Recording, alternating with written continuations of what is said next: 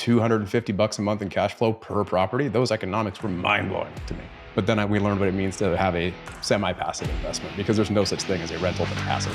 Welcome to the Freedom Point Real Estate Podcast, where we talk about creating more time freedom through passive real estate investing. Passive investing in real estate challenges conventional investment wisdom. We are passionate about learning and sharing resources with others who are ready to transform their investing mindset.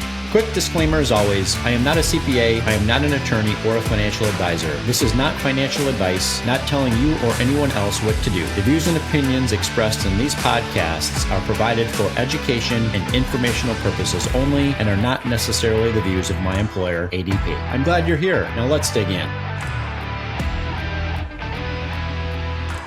All right, welcome back, Freedom Point Podcast listeners. I'm your host, Jeremy Dyer. Thank you again for joining another episode of the Freedom Point.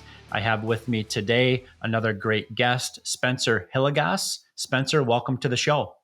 Thanks, Jeremy. Really excited to be here. Yeah, absolutely. And the reason why I wanted to have you on my show is because I think you and I are very much cut from the same cloth. Okay, Spencer's actively involved in many different investment opportunities as a limited partner investor. Spencer also regularly speaks with other investors about the benefits of passively investing into real estate. Spencer is also the CEO and principal of Madison Investing, and he has deployed, get this, at least seven figures, if not maybe more than seven figures, of his own capital into passive investments in just the past 6 years. So Spencer, outside of what I've just shared with the listening audience, what else can you tell us about yourself and what you're up to? Yeah. And again, it's just a blast to be able to talk to people with so many parallels in life. You know, everything from the active careers that we both built for many years, walked away from mine a few years ago, Jeremy, but thanks again. Excited. These days, I'd say I'll start with a quick aside. My family, we've got two young kids, 9 and 6, both boys, pretty rambunctious. My wife and co-founder, Jennifer Morimoto, we just spent 6 weeks living in a different country. We'd never done that before over the summer. And why do I bring this up first? It's because that would have never been feasible years ago. Kind of blows my mind that we've been able to pull that off. I'm not saying we'll try that again right off the bat, but we lived in Portugal for 6 weeks, and it was not a vacation sitting on a beach. It was like living there. And we used to have, Jennifer had her own career, 13 years. I had my own career as a tech leader, operations leader, building big teams in Silicon Valley startups. And here I sit now in 2023, just very proud, but also kind of looking backward going, how the heck did all that happen? And frankly, this whole passive investing thing that you and I both appreciate is the enabler for this type of lifestyle. And so, I can go into any other twists and turns in that journey, but I'll just say, as a kid that grew up playing in punk rock and metal bands and thought I was pretty darn contrarian, never in my life thought I'd get into tech companies. My dad was a broker for 30 years in residential real estate, which is why I left. I didn't want to work open houses as a teenager and a kid. So that's why I went into a tech career. But now here I sit, investing alongside our investors in many of the asset classes and types of cash flowing things that you and I both appreciate. Now, is your wife, is she still working a W-2, or is she also exited the corporate domain? So we both are full-time focused on just this passive lifestyle that we've built. Of course, we both still do some consulting stuff here and there, because the big misnomer I think about passive investing and passive investor lifestyle is that once you get there and you hit your passive income number, there's things that you want to do. We still have many years of health and vitality, I'd like to think, knock on wood, to give value and add value back. So she left, Jennifer left her career in 2021. That was 2 years after I left mine. I walked away from my career of 13 years in October of 2019. And that came after 2 years of very focused, hard work, early mornings, long nights, and weekends of building up our investing business, as well as actively deploying capital of our own while working in leading teams at the day job and career. So two very different careers. Jennifer was a marketing leader. I was more on the growth and revenue side. And so that was, and a lot of tech companies and fintech companies or financial tech companies along the way. Yeah. So let's talk a little bit about your days as a limited partner investor, even before the time where you decided to launch your own investment, firm. Let's talk about those early LP days. You got your start maybe 6 years ago. Did you use the shotgun approach like myself? And that was, I just held my breath and plugged my nose and sent my wire transfer in. I had no idea what I was doing, but somebody told me this was a good idea. Is that kind of the similar, path that you took on in those early days as well? Gosh, in hindsight, everything in life, like work, life, investing, it all seems so clear, right? Hindsight in 2020. But for me, looking back, I'll package it in a nice three phase framework, and it sounds that way now. It was clear as mud, right? At the time, I mean, just hacking through stuff with a figurative machete. Um, Phase one, if you will, we went through the same step that so many passive investors go through, Jeremy. So I live in the Bay Area, like we were chatting about before we hit record today. Bay Area, California, pricey markets, coastal markets. We didn't really get comfortable with doing sight unseen investing. We hadn't gotten to that point of LP investing as passive investors in syndications or private funds. So we took all summer, infant in the car, looking at rentals to buy a rental. And we ended up buying a $430,000 duplex in Vallejo, California. Still have it now. It's appreciated. Grateful for that.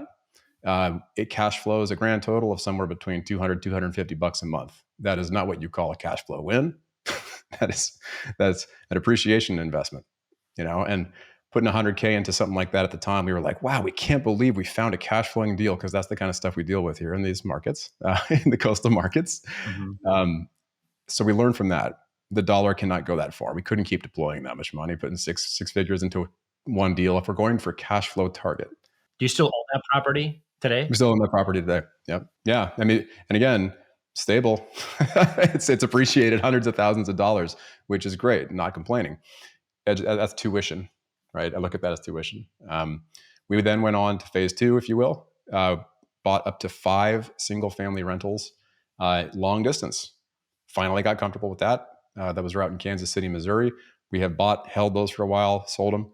And those are properties that you are actively managing? Absolutely not. Okay. We bought those turnkey, meaning they were already supposed to be leased up. They had tenant in place. They had a property manager, all under the same umbrella company. We did our diligence on this too. I mean, at the time, I was going way deep down this journey. I was, what was it, 24 books I read within an 18-month period, way more than anyone needs to. Yep. You could probably relate with getting a little, OCD or obsessed perhaps on education for this stuff at first. It just happens to everybody when you get the bug. But we bought those properties.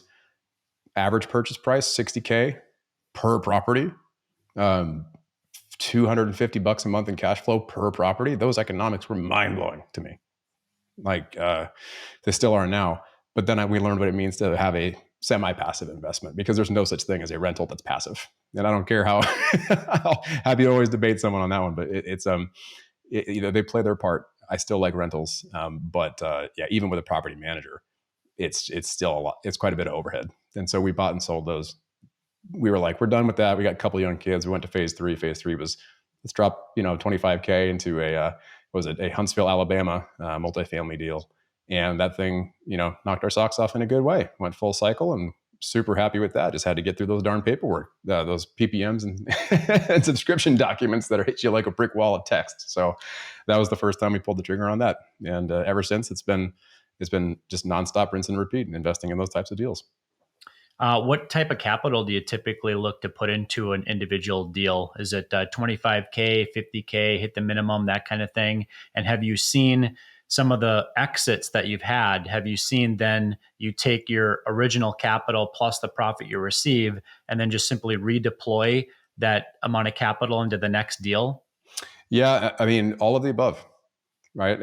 And I've also gone down the path of saying sometimes we want to invest cash and reap the benefits of cash flow. On sometimes I've also consolidated 4 separate. I mean, you'll probably appreciate this as a fellow technology professional, as in addition to investor. I had 4 leftover 401ks from 4 different companies, and this is a few years ago, but they were just sitting there doing their thing, and I consolidated those into one, put them into a solo 401k, or AKA a type of self-directed retirement account. So I got my retirement funds investments, got my cash flow investments. We've had multiple exits, thankfully, with the option to be able to roll all of that over into new deals. And so that has happened multiple times. Just very grateful for that. To defer major tax events is always a huge win, but depreciation and all those wonderful tax depreciation losses have helped us multiple years in multiple ways. Grateful for those exits. Yeah. And Spencer, how do you identify good or well intentioned or just sponsors in general? How do you identify which ones to partner with? You know, you and I both know we could probably talk about this longer than we have today. But when we first started investing, Jennifer and I started looking at these deals. I had to kind of draw on the same lessons and learnings I got from the tech career I was in. Scaling businesses is hard.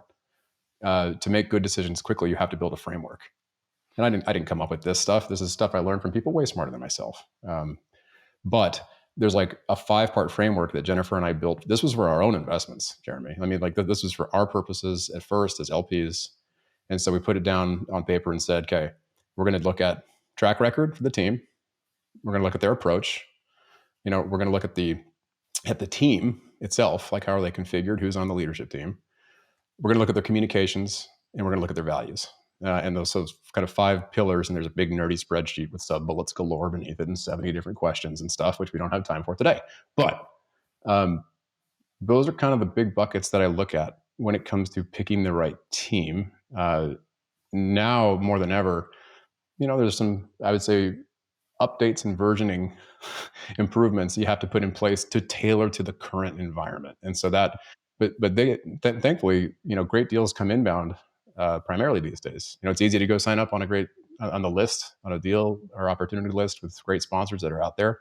The one more thing I was going to add to that, though, is that I'd say a big learning from the past 7 years of like looking across these deals, hundreds and hundreds of deals, investing in so many of these different deals, is that we all talk about the importance of looking at a team's track record because it's pivotal.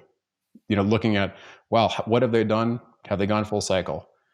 I would say now more than ever, it's important. And I've learned you have to go so much further than that to really reflect the track record, because what matters even more than a track record, in my humble opinion, is their approach. And do they have a repeatable process? Like, do they have a repeatable playbook, right? I mean, because if a team's done something and they've gone it all the way through, they can articulate that on paper.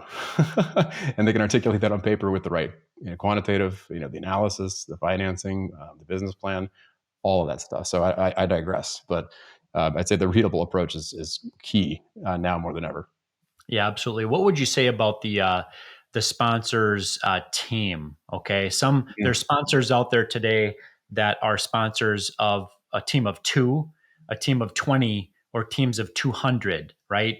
So that coupled with the fact that, are you also typically looking to deploy your own capital into sponsors deals that are vertically integrated on the property management side and on the building construction side as well?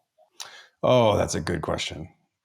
So my thoughts on this have evolved a lot, I'd say, in the past 7 years, which is vertically integrated companies and sponsors, real estate sponsors. If they know what they're doing, just like if I'm going to go out and try to build something with a hammer in the right hands is going to accomplish what it needs to accomplish for a handyman. Hammer in the wrong hands, well, I mean, put that in mind. I'm a terrible handyman. Like I can't fix a damn thing around the house. Jennifer's way more handy than I am, and I use YouTube every day to fix stuff in my house. Point being, with this silly metaphor, I historically would have condemned third-party property management quickly. That's a mistake, in my professional and personal opinion, as an investor, because every team has a core competency. It has a series of core competencies. They have experience in their team. There's things they're good at. There's things they want to spend their time on. And there's really strong teams, and we've invested in deals with teams that went to fully integrate, vertically integrate. They do construction, they do property management themselves, they can handle the works. And then they learn, well, they're not doing this as well as that firm and that firm and that firm. And it's because, frankly, they're just not built for it. They're great at buying. They're great at acquisitions. They're even great with things like investor relations. They're great with financial analysis, but they can't crack the code on that management and construction stuff. So they switch back to third-party property management. Are there, just like in the management of our duplex, and I'm sure you can probably relate to this on other investments, there's a flurry of, let me say it this way, a broad spectrum of quality for any property management company. um, but there's some damn good ones out there. And for third party property management, if it's the right fit for that deal, that team, that asset type, great. And it's also sometimes more economical. And so, in a time of asset management where that's got to be a focus, I would say for some teams, that's a big win because it's more efficient, it's cheaper, but cheaper plus more effective and efficient is going to be a win. Vertically integrated, love it if they know what they're doing. That makes sense. And I appreciate you sharing that. What are some red flags that investors should be on the lookout for when either evaluating a sponsor team or evaluating a deal that's presented to them? Sure. At the team level, I'll call out two things real quick. We could, again, I love these topics, as you could tell, but I don't want us to take all the time on one. First and foremost, the GP leaders themselves, even if they, I mean, as you said, Jeremy, like the team might have 200 people in their organization, right? Maybe they've scaled up, but ultimately it still does come down to who's at the top, who's the leadership set. And first simple comment would be, is there one of them or is there two? I definitely get nervous these days if I see one.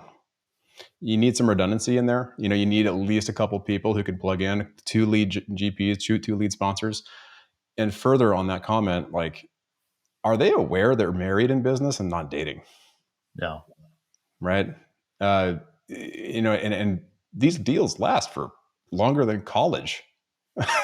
So, I mean, by the time that you get 5-7 years into a deal, the people could be sitting there and going, man, this is different than we signed up for. And the lead sponsor could sit there and say, I don't think we get along together anymore. And like, well, that's a problem for every single investor in this deal then, if you guys are not getting along. Yeah. So how does the non-savvy investor, how do they identify that they're deploying, in some cases, six figures plus, into a deal as a limited partner? How can they be assured that the team that they're deploying that capital with, is in it for the long run?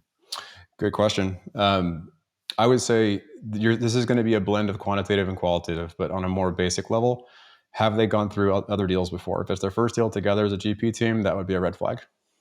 If it is a deal where they're not putting any skin in the game, personally, if it's a deal where one person jumped in, and this, I would say you'll probably appreciate this, but the scope of their work is muddled. That was a very corporate way of saying this. I've been out of the corporate world for like 4 years and I still say stuff like that. So let me try more layman's terms. If they both say, hey, we do a little bit of everything, that scares me. The strongest GP teams that I've seen, you have something akin to a CFO, COO.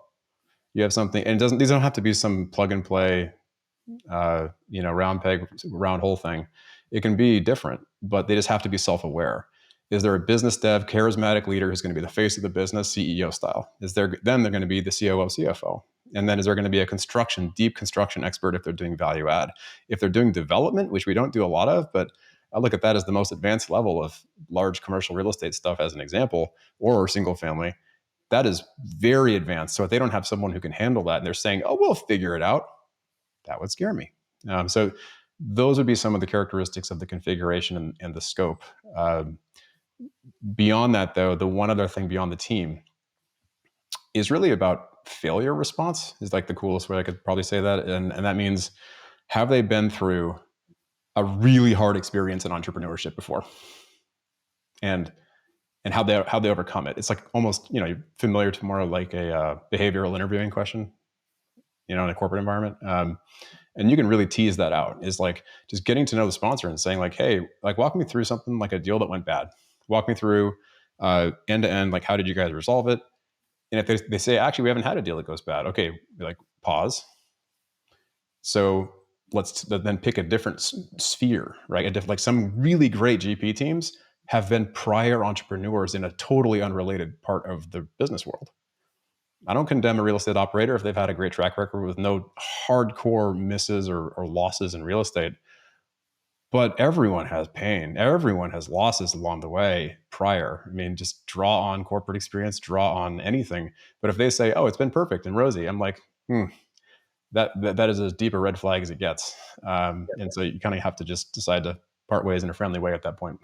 Yeah, because the reality is, and we're all subject to this. That's how we learn, right? We learn through trials, tribulations, and mistakes. So, if somebody doesn't have a track record for times that things haven't necessarily gone as planned, right, and they're not willing to disclose, what that time period in their life was about, and how they got better as a direct result of it, I agree with you 100%. I want to be partnered with a sponsor that's willing to tell me a little bit more, of what's going on behind the curtain, under the hood. Everybody's got warts. Let's talk about them. What have you learned? And I would much rather deploy my capital with a sponsor that has skinned up their knees, has fallen down a few times, right? And is still in the game and has learned as a direct result of maybe some of those mistakes or early on failures. So yeah, thank you for sharing that with me. Are you personally invested into and helping investors place their capital in primarily the multifamily asset class, or are you looking to deploy capital outside of that asset class? Yeah. So regularly deploying capital into a handful of asset classes. Examples would be multifamily has been and will continue to be at the core for so many wonderful reasons that I appreciate that asset class. Aside from current interest rate driven distress, which is a good buying opportunity on some of the deals that are out there, I think that multifamily is in a great position, midterm, long term. So I still love it. Self storage has been a key focus. We started doing a deliberate focus on that with our own money into our investing group in 2019.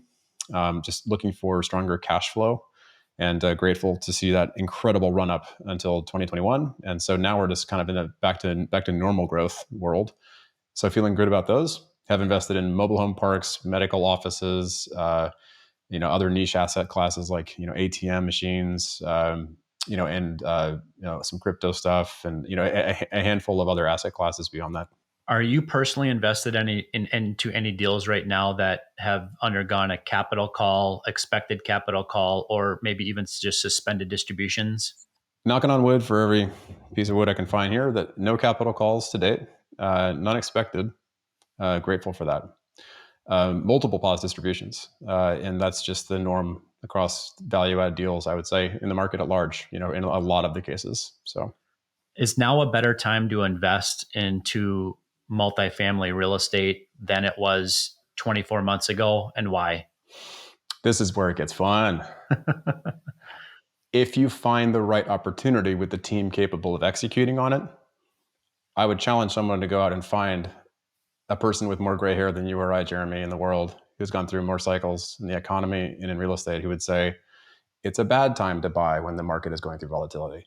What they would say is it's the best time to buy when there is fear abound.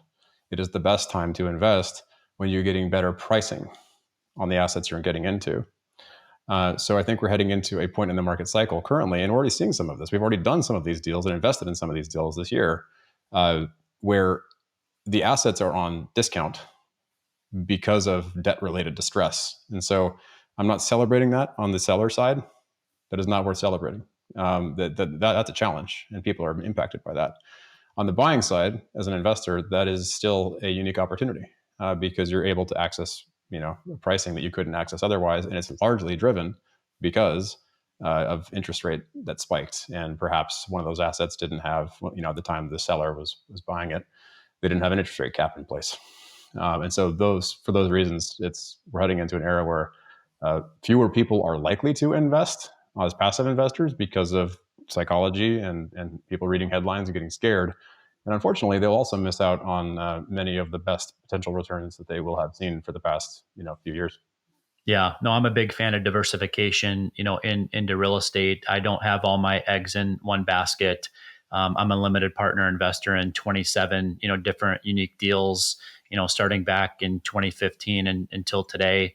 And, there are some deals that aren't maybe hitting the original projections, at least early on. I don't think that they're going to be bad deals in the end. It's just might take a couple extra years, Right. for them to hit, what those, projections were. So yeah, I appreciate you sharing that with me. And I also agree that there's opportunities to invest into real estate at all different, stages of the economic cycle. But like what your financial advisor would tell you in terms of investing into the public equity market, it's a dollar cost average strategy, right? So Yes. you're going to have some opportunities that, maybe you're not going to hit a 16% internal rate of return. Maybe it's going to be 12. Okay. But you're also going to potentially have those opportunities depending upon where things are at in the market cycle, where it could be a 30, plus IRR as well. And the important part about it is that kind of is cliche, but in real estate, it really truly isn't about timing the market as much as it is spending time in the market. Oh my gosh, there's so many things I want to bite on there that were wise and just timeless. So well said, Jeremy. Yeah, thank you. You mentioned that you read 24 books, okay, in a short period of time. Again, I would say that my journey was very similar to yours. Once I realized the true impact of passive investing in real estate after I had a couple of those early deals go full cycle, from that point, I was 100% hooked on the strategy and would literally listen to multiple podcast episodes every day. I would crank through countless books, through the Audible, store, at 2x speed so I could get through the content, faster, quicker. So out of the 24-ish books or maybe more, what would you say is, one or two that you would recommend to my listening audience if they want to continue to expand, their knowledge in the passive real estate investing space? Oh man, it's such a relatable experience on so many levels. The two podcasts a day at the time, I mean, I still listen to some now, right? Like on a regular basis. But I would say that someone who wants to, if they're just getting started, you got to go hit some of those basics. I'm assuming anyone listening to your podcast right now is already in the sophisticated investor bucket, Jeremy. So they probably don't need me to say, at least go pick up the Starter Purple book, go pick up Rich Dad Poor Dad. It's kind of one of those seminal books you got to pick up just for the principles and concepts. But way beyond that, um, I actually think that right now in the market, what we're seeing play out with the interest rates is a really good reason to go back for people who really want to nerd out and read some of the timeless books in the finance space and the economic space, kind of like the creature from Jekyll Island. Learn how a lot of the economic system was created, why it was created in the U.S. It's for some of that bigger background. On a business front, I would say Essentialism. It's not investing related. It's just a kick-ass book, and it's a kick-ass book that helped me a lot when I was in the early days of trying to find more time to then go and invest in learning, so I could then go invest wisely with my capital. Essentialism is just a Greg McKeown book that I've gone through 3 times, and it teaches you 5 ways to keep your social graces intact while you say no in service of better priorities. We all have 24 hours in a day type of thing. But how do we use that time? Do we use that time well? And so those would be kind of a couple recommendations I would give. If someone is still kind of wrestling with I don't want to go from rentals, smaller properties, more traditional public equities investments, and they're like, what the heck are we talking about with these bigger properties and syndications? I still think it's a really good book to get. I think it was a Gary Keller book, but Millionaire Real Estate Investor. I still love that book. Yeah. Great visuals. Good visuals for concepts about scales, economies of scale, all those things. Really well articulated. So those would be a few. Yeah, great book recommendations, by the way, and we can put the names of those books in the show notes as well for those that have an interested in checking those out. Spencer, what would be maybe next on your bucket list of things that you'd like to check off the list? Yeah, as I mentioned up front, Jeremy, like we did this epic first time experience living abroad for about 2 months this summer. Now we look at that as kind of like the first of multiple stages for our family, while our kids are still in what people call the magic years. We want to get our kids exposed to more of the world and a broader view. So I think longer trip, more challenging, longer duration potentially, and in a country that doesn't speak English so nicely. So, we're probably going to be planning out longer duration trips on summers as long as we can stretch it out in years to come. Maybe Japan, maybe other parts of the Mediterranean, maybe somewhere beyond. But that's got to be the next big challenge. Yeah, it's definitely a great challenge, and you're right. This is the golden years, as far as your kids are concerned. So, and I can assure you, now that I have a teenager who's getting ready to graduate from high school, and 3 others behind him, I can assure you that the time goes really fast. And it's now gotten to the point where my wife and I kind of look at each other and we're like, we really need to plan some really fun winter trip vacations, over the next few years, because one day we're going to wake up and say they're gone now. Right. Right. I feel the same way that you do. And, to your point, and this is not, because we're talking about passive real estate investing, but, passive real estate investing has enabled, my wife and I to be able to take time away from, the day job, so to speak.